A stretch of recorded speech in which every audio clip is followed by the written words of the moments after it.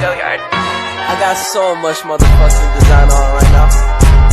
Break it down, bring it back, make it clap. I got 3 old thoughts, new block, where that thing. Bitches on my line, and you know they come strapped, hold up. Assalamualaikum anak-anak. Selamat pagi. Baik, ibu akan mengabsen ya. Atas nama Iski, ada apa tidak? Faradia, jangan main HP tok. Laila, ada lagi ya. Ariza, Aisyah, saya. Siti Nurhaliza, Jamiati ada. Ibu Risa sedang mendengarkan. Ya gak apa-apa. Pokoknya menyimak ya, Siti. Iya. Terima kasih. Baik, di sini ibu akan membahas cerita sejarah. Teks cerita sejarah adalah teks yang menjelaskan dan menceritakan secara kronologis mengenai fakta masa lalu serta memiliki unsur sejarah. Paham? Paham. Berarti semuanya sejarah dari masa lalu itu juga termasuk dari masa sejarah ya? Ya, betul. Di sini ibu akan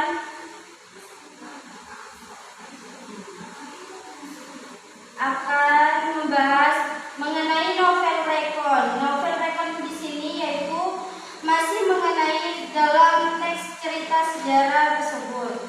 Novel rekon adalah novel yang mengalami pengulangan berdasarkan jenisnya. Novel rekon terdiri dari 3 jenis, yaitu 1. Rekon pribadi adalah novel yang memuat kejadian dan penulisannya terlibat secara langsung.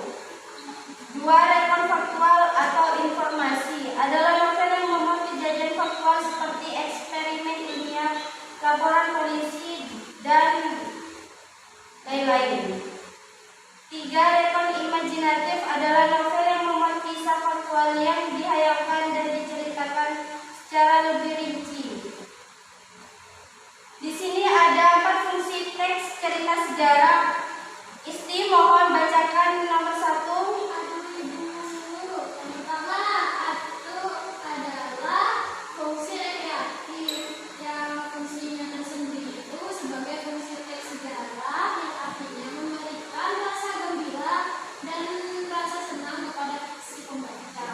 Baik, makasih Isti. Selanjutnya Ila, mohon membaca. Yang ada di buku.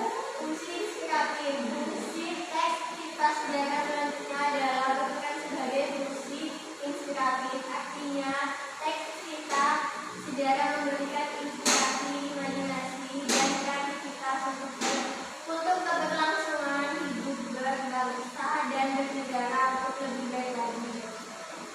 Baik, terima kasih. Yang ketiga, Farah, mohon dibaca. Urutannya instruktif sebagai salah satu bagian dari materi pembelajaran di sekolah. Teks cerita sejarah tentu berfungsi sebagai instruktif atau alat bantu dalam pembelajaran. Baik, yang keempat, Ariza, mohon dibaca. Fungsi edukatif. Terakhir, fungsi teks cerita sejarah adalah fungsi edukatif.